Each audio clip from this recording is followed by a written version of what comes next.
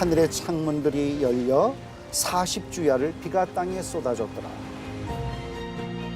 바닷물이 과거에 대륙을 덮었던 적이 있었다는 것입니다. 노아의 홍수 사건이 있었다.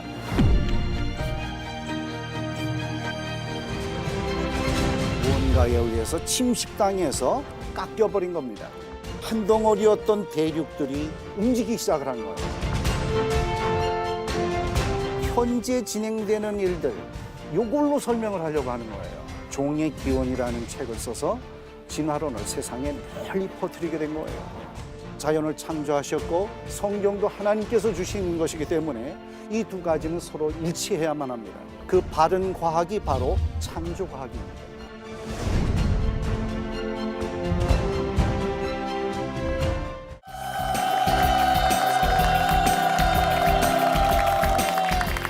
네, 안녕하셨습니까? 안녕하세요. 네, 어느덧 이제 마지막 시간이 됐네요. 네. 탐사행 8번째, 오늘은 락키 산맥으로 갑니다. 네.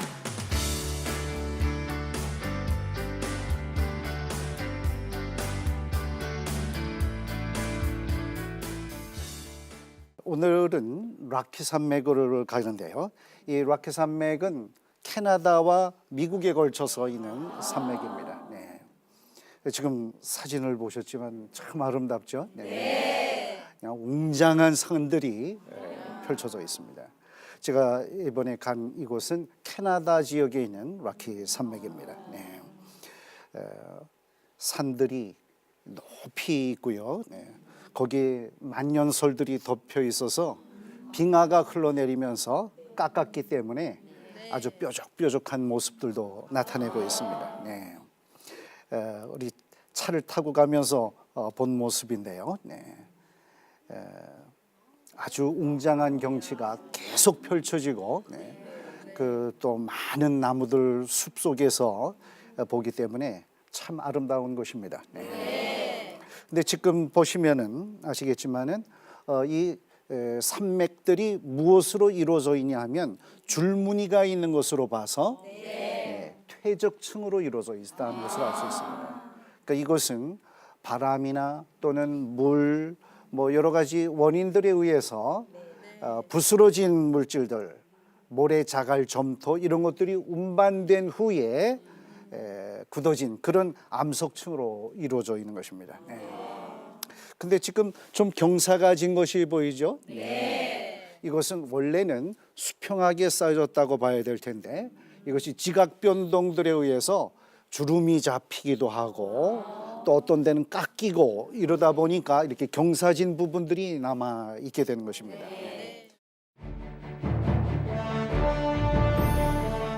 산은 오르고 골짜기는 내려갔나이다. 깊음의 샘이 터지는 것. 그로 인해서 땅들이 움직이게 된 것, 이렇게 주름이 잡혀가지고 높게 솟아오른 것, 이런 스곡산맥이 만들어지는 조산운동이 일어나는 것을 볼 수 있습니다. 이 락키 산맥은 어떻게 해서 이루어진 것이냐? 이것은 바로 지난 시간에도 제가 설명드렸지만은 노아의 홍수 때 깊음의 샘이 터지는 것, 그로 인해서 땅들이 움직이게 된 것, 이것이 원인이 됐던 겁니다. 그러니까 미국의 경우는 여기 미국 대륙이 있는데요. 이 바다의 지각이 그 미국 대륙 지각으로 밑으로 이렇게 들어갑니다. 그러니까 이 지각과 지각이 만나서 눌려지면서 내려가니까 이 부분이 바로 주름이 잡히게 되는 거죠. 그래서 노아의 홍수 때 퇴적된 지층들이 이렇게 주름이 잡혀가지고 높게 솟아오른 것, 이게 바로 락키 산맥입니다.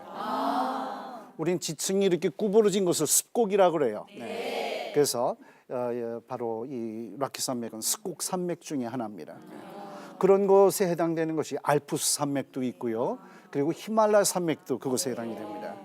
히말라야 산맥은 인도의 판하고 그리고 유라시아 판이 만나가지고 충돌하면서 주름이 잡혀 올라간 것이 바로 히말라야 산맥입니다. 그러니까 우리는 바로 이런 것들을 노아의 홍수로 이렇게 해석할 수 있습니다. 지금 락키 산맥의 지층들 얼마나 이렇게 심하게 구부러져 있습니까? 이것은 현재 진행되는 것처럼 천천히 쌓여져서는 이런 결과가 나타날 수 없습니다. 현재는 강물이나 바다에 의해서 퇴적되는 그 정도가 매우 느려요. 1년에 뭐 몇 센티미터 정도씩 쌓여지니까 이런 두꺼운 퇴적층이 쌓여진 데는 수천만 년이 걸릴 수 있습니다. 그러면 그 기간 동안에 그 지층들이 가만히 있겠습니까? 굳어져 가지고 딱딱해지면 나중에 눌려진다 하더라도 이렇게 주름이 이렇게 구부러질 수가 없어요. 다 꺾이고 잘라지고 그러죠. 단층이 생기게 됩니다. 그러나 지금 여기 산맥을 보면은 아주 부드럽게 구부러져 있음을 볼 수 있어요. 이것은 두꺼운 퇴적층이 짧은 기간 동안에 쌓여졌기 때문에 홍수에 의해서. 그래서 젖어 있는 상태였기 때문에 눌려졌을 때 저렇게 쉽게 구부러질 수 있었던 거죠. 그러니까 이것만 보더라도 우리는 이 스곡 산맥들이 홍수에 의해서 퇴적이 된 다음에 이 땅들이 움직이면서 충돌할 때 저런 스곡 산맥이 만들어졌구나 하는 것을 알 수 있게 됩니다. 그것에 대한 증거가 있어요. 바로 이 라키 산맥 속에서 이런 생물들의 화석이 나옵니다. 이거 뭔지 아세요? 조개의 종류입니다. 암모나이트라는 조개예요. 이 조개가 이 안에 잔뜩 들어있어요. 이건 그 속을 자른 겁니다. 반을. 칸막이가 좀 돼 있는 그런 조개 종류인데 지금은 멸종이 된 종류예요. 암모나이트라는 조개. 근데 이것이 이 산 속에서 발견이 됩니다. 산 꼭대기에서 왜 이 바다 생물의 화석이 나오냐 이 말이에요. 이것은 바로 바닷물이 대륙을 휩쓸었을 때 이때 파묻혔던 건데 주름이 잡히면서 솟아올랐기 때문에 그 위에서 발견이 되는 것입니다. 그렇게 생각하면 잘 이해가 되실 거예요. 그런데 이런 내용이 성경에 기록이 돼 있어요. 참 신기합니다. 제가 한번 읽어볼게요. 시편 104편의 내용입니다. 옷으로 덮음같이 주께서 땅을 깊은 바다로 덮으심에 물이 산들 위로 솟아올랐으나. 여기 말씀 보면 분명히 땅을 뭘로 덮으셨다고요? 깊은 바다, 바닷물로 덮으셨다고 되어 있어요. 그래서 산들 위로 올라갔다는 거예요. 물이 그렇게 높게 잠겼다는 거죠. 그래서 모든 땅들이, 지구의 땅들이 다 물에 잠겼다는 그런 뜻입니다. 전 지구적인 홍수가 있었음을 말해주는 거죠. 그 다음에 두 번째, 주께서 꾸짖으시니 물은 도망하며 주의 우레소리로 말미암아 빨리 가며. 그러니까 이 표현을 보면 상당히 시적인 표현이네요. 물이 도망갔다, 하나님께서 꾸짖으셨다, 이렇게 이제 표현이 되네요. 그러니까 하나님께서 이제 육지를 덮었던 그 홍수의 물을 이제 그만 돌아가, 이렇게 이제 명령을 하셨던 거죠. 그랬더니 주께서 그들을 위하여 정하여 주신 곳으로 흘러갔고 산은 오르고 골짜기는 내려갔나이다. 이렇게 되어 있습니다. 그러니까 정하여 주신 곳으로 갔다. 이거는 바다로 도로 돌아간 것을 말하는 거죠. 그리고 그 다음에 산은 오르고 골짜기는 내려갔다. 그러니까 노아의 홍수가 끝나는 후반부에 또는 끝난 다음에 땅들이 움직이면서 충돌을 해가지고 이것이 솟아오르는 이런 스곡산맥이 만들어지는 조산운동이 일어나는 것을 볼 수 있습니다. 주름이 잡히니까 산은 올라가고 골짜기는 깊어지고 이런 변화가 일어나겠죠.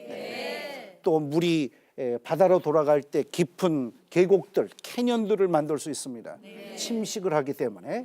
그런데 캐년이라는 것도 그렇게 해서 만들어진 것으로 우리는 이해할 수 있습니다. 이렇게 보면 참 성경이 정말 실제와 잘 일치한다는 것을 알 수 있습니다. 그리고 맨 밑에 보면 주께서 물의 경계를 정하여 넘치지 못하게 하시며 다시 돌아와 땅을 덮지 못하게 하셨나이다. 이것은 다시는 홍수가 일어나지 않도록, 그러니까 바닷물이 대륙을 덮는 이런 전지구적인 홍수가 일어나지 않도록 하셨다는 그런 말씀이죠. 근데 이것은 창세기에도 그런 내용이 있습니다. 창세기에도 보면 하나님께서 노아의 홍수를 일으키신 다음에 다 끝나고 나서 노아의 가족에게 뭐라고 약속을 하셨냐면은 이제 다시는 물로 심판하지 않겠다 약속하시고, 그리고 무지개를 주셨죠. 네.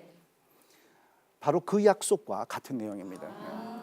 근데 그 이후로 전 지구적인 홍수는 한 번도 일어나지 않았습니다. 그러니까 하나님께서는 그 약속을 지키고 계시는 거죠. 네. 하나님은 그만큼 약속을 잘 지키시는 분임을 아셔야 합니다. 네. 그러니까 중요한 것은 뭐냐 하면 성경과 실제가 잘 일치하는 것을 보면 볼수록, 깨달을수록 성경을 더욱 신뢰하게 됩니다. 근데 그것을 잘 못 보는 사람은 노아의 홍수는 이건 신화야.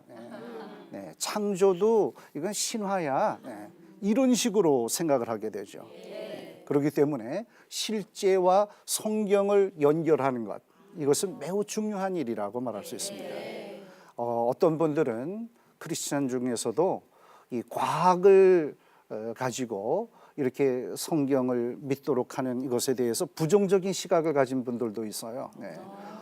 그렇게 따지고 그러고 믿으면 안 돼. 네. 그냥 믿어야 돼. 네. 이렇게 생각하시는 분이 있는데 우리 그렇게 생각할 필요 없습니다. 네. 우리가 어떤 증거들이 있다면 그것을 우리가 얼마든지 활용할 수 있어야 됩니다. 네. 또 증거들을 통해서 우리가 믿지 않는 사람들에게도 보여줄 수 있어야 합니다. 네. 우리는 비록 창조를 증명할 수는 없다 할지라도 창조는 누구만 하실 수 있습니까? 하나님만 하실 수 있어요. 그렇기 때문에 우리가 창조해가지고 이거 봐라 이렇게 하니까 창조가 되지 이렇게 증명은 하지 못합니다. 그러나 알 수 있는 증거들이 있습니다. 이것들은 우리가 얼마든지 말할 수 있어야 합니다. 뜨거운 물질이 올라와 가지고 용암이 바닷물을 뜨겁게 데운다고요. 또 화산재가 태양빛을 차단하니까 기온이 떨어질 수 있죠. 노아의 홍수의 여파로 생긴 거다. 바로 빙하기가 지속이 된 것이다. 사진 보시면은 이 라키 산맥에는 빙하가 있어요. 이것은 눈이 많이 쌓이니까 그게 다져져 가지고 중력의 힘으로 미끄러져 내려오는 것입니다. 근데 이 빙하 제가 한번 가까이 가봤어요. 이 빙하를 갈 때는 쉽지가 않습니다. 그래서 이런 차를 타고 가는데 아주 바퀴가 큰 그런 차입니다. 미끄러지지 않는 차. 이걸 타고 이제 갑니다. 그래서 꼭대기까지 가가지고 빙하가 어떻게 생겼는지 그것을 가까이서 봤어요. 이런 그 흙들이 쌓여 있어요. 빙하가 흘러가는데 옆에 쌓여 있는데 이 흙들이 뭐냐 하면 꼭 빙하가 흘러내려오는 건 불도저로 밀고 내려오는 것과 같아요. 그러다 보니까 이 밑에 있는 흙들을 밀고 내려오니까 옆에 이 담과 같은 것이 생겨요. 그리고 밑으로 내려와서 녹는 부분에 또 담과 같이 흙더미가 바위나 뭐 돌 이런 것들이 쌓이게 됩니다. 이런 것들을 뭐라 그러냐면 빙퇴석이라고 그래요. 빙퇴석. 영어로는 moraine 이렇게 말하는데 요 빙퇴석이 있으면 여기에 빙하가 있었구나 하는 것을 알 수 있게 됩니다. 비록 지금 빙하가 녹아서 없어졌다 하더라도 우린 그걸 보면 흔적을 발견할 수 있게 됩니다.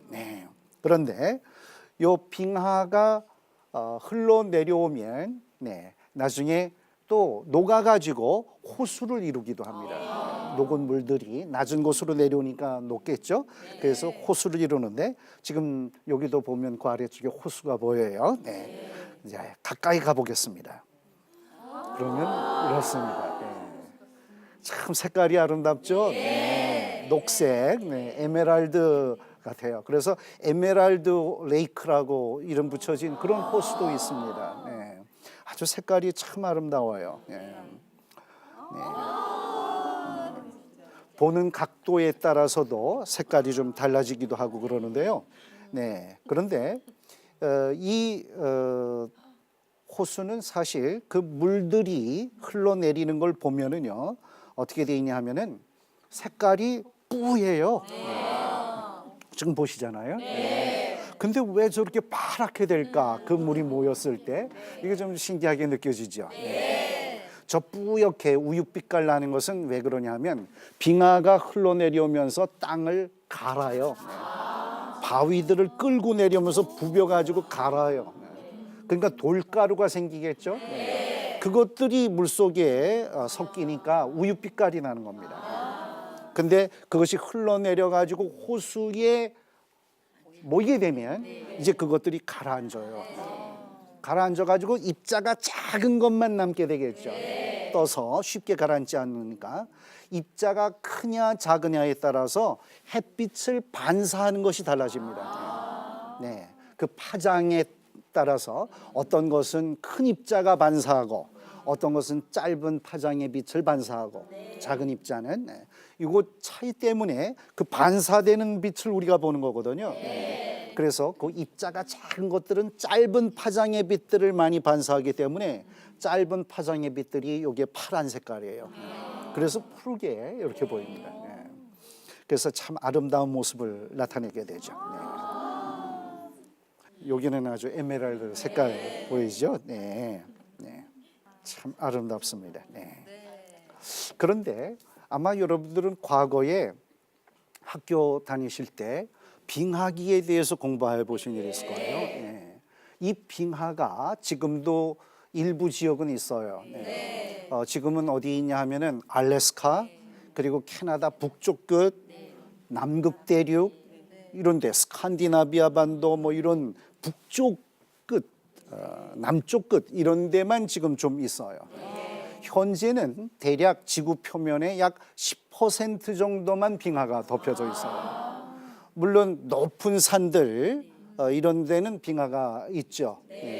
비록 위도가 낮은 지역, 더운 곳이라 할지라도 높은 산은 추우니까. 그런데 이 빙하가 지금보다 훨씬 넓은 면적에 있었다는 증거들이 나타나고 있어요.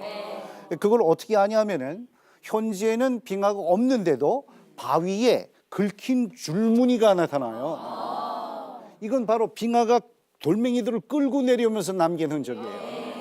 그러니까 이런 걸 보면 알 수 있고요. 또 아까 말씀드린 것처럼 빙하가 불도저처럼 밀고 내려올 때 양쪽과 끄트머리에 흙더미를 쌓아놓는다고요.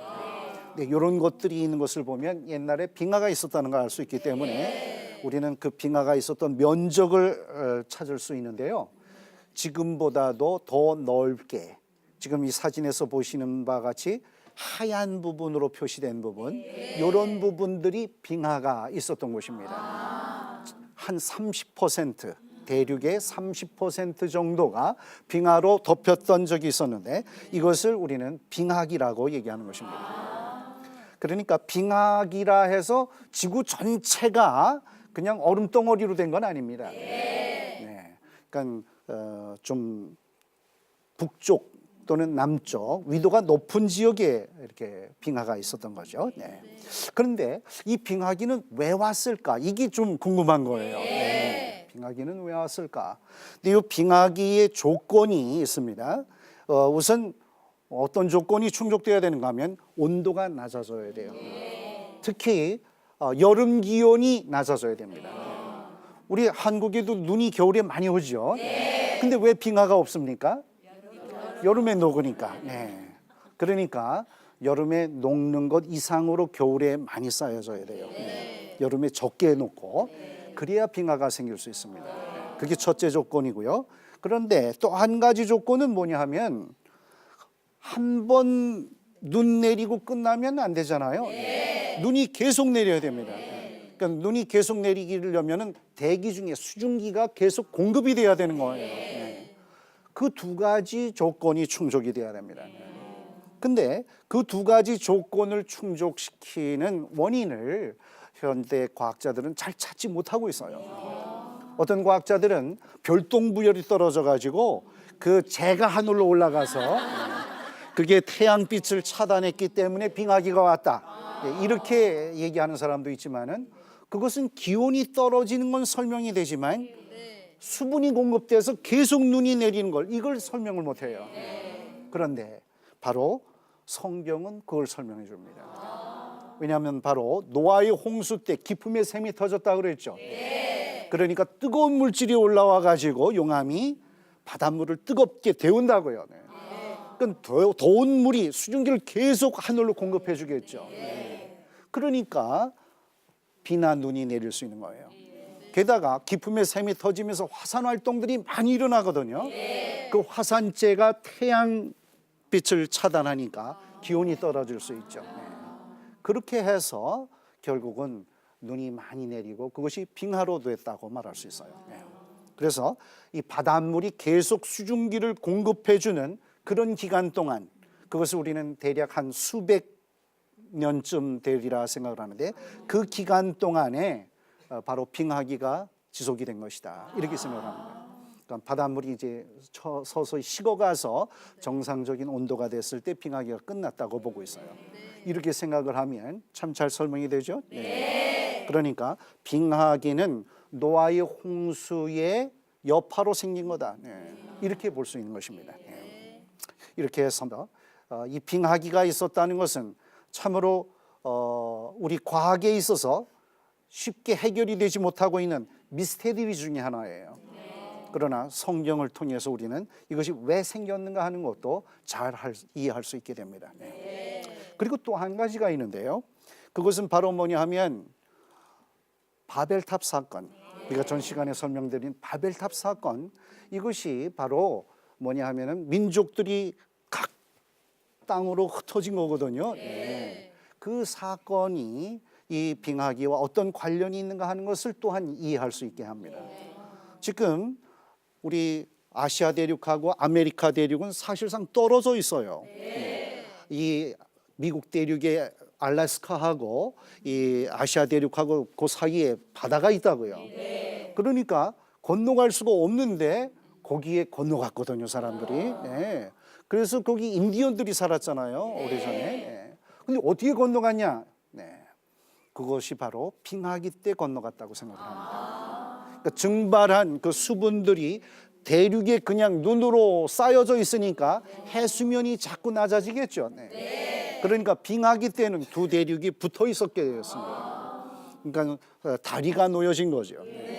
바로 이 빙하기 때 바벨탑 사건이 일어난 것입니다. 그러니까 바벨탑 사건은 대략 성경을 토대로 해서 보면 노아의 홍수보다 약 100년쯤 뒤에 일어난 사건입니다.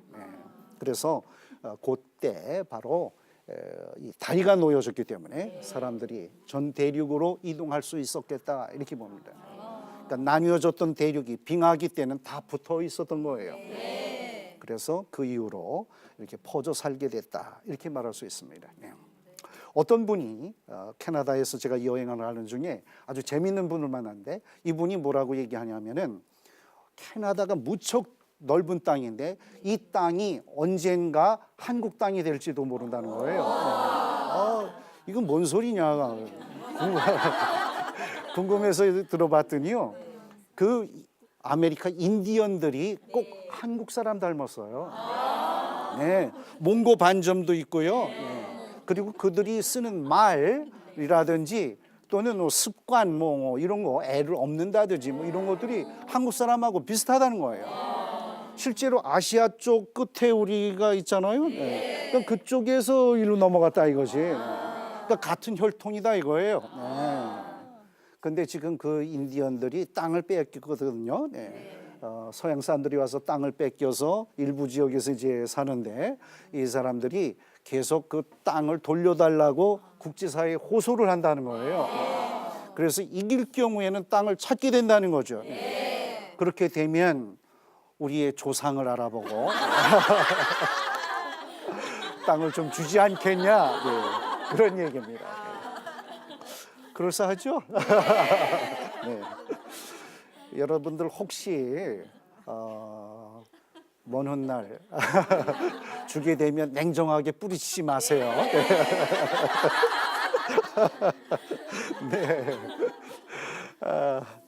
우리 락키 산맥을 통해서 우리가 깨달을 수 있는 것은 성경과 그리고 이 자연을 통해서 깨달는 것, 이것은 서로 일치한다는 것을 알 수가 있습니다.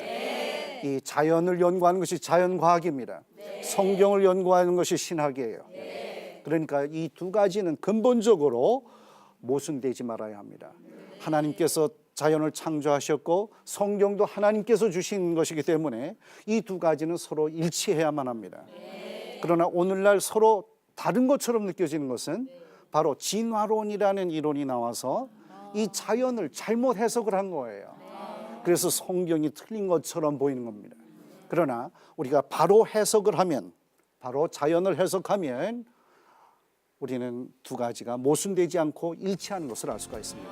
그 바른 과학이 바로 창조과학입니다. 8번에 걸쳐서 창조과학 탐사여행 모두 마치겠습니다. 모두 평안히 계십시오. 네, 감사합니다.